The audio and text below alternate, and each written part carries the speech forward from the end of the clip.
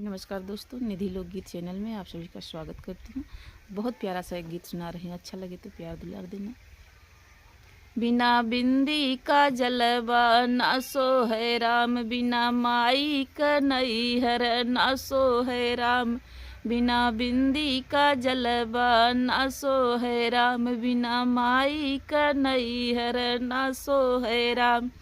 माई हमर होतिन तही भर भेटतिनी, माई हमर होतिन करे जे लगौतिन। भौजी न देयक वरिया हो, बिना माई क नैहर।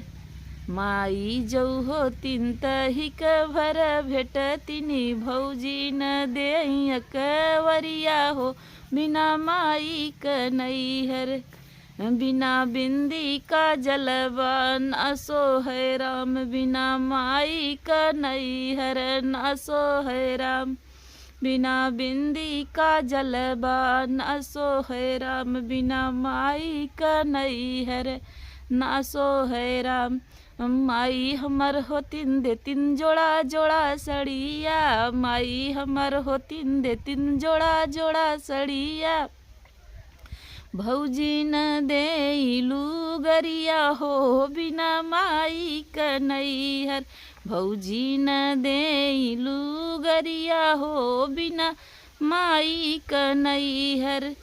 बिना बिंदी का जलवा ना सो है राम, बिना माई का नैहर ना सो है राम। बिना बिंदी का जलवा ना सो है राम, बिना माई का नैहर ना सो है राम।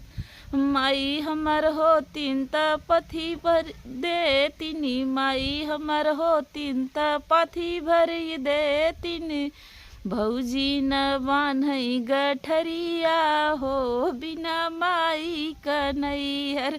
भौजी न बान्है गठरिया हो, बिना माई क नैहर। बिना बिंदी का जलवा ना सो है राम, बिना माई क नैहर ना सो है राम। बिना बिंदी का जलवा ना सो है राम, बिना माई क नैहर ना सो है राम।